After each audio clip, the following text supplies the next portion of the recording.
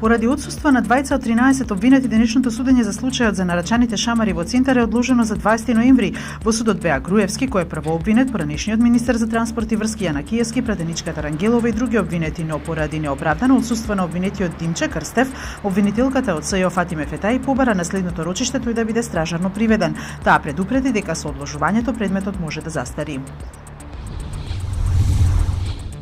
Хју Хефнер, чијшто магазин за мажи Плейбој го направи гламурозен урбаниот начин на живот и помогна да се поттикне сексуалната револуција од 60-тите, почина на 91 година.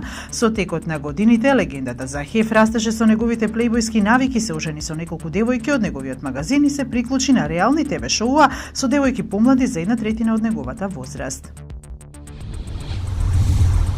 Водечкиот пишувач на лажни вести на интернет за време на минатогодишната претседателска кампања во САД Пол Хорнер, кој тврдеше дека Доналд Трамп стана американски претседател благодарение на него, е пронајден мртов во својот дом на периферијата на Феникс, а форензичарите сметаат дека случајно се предозирал со лекови.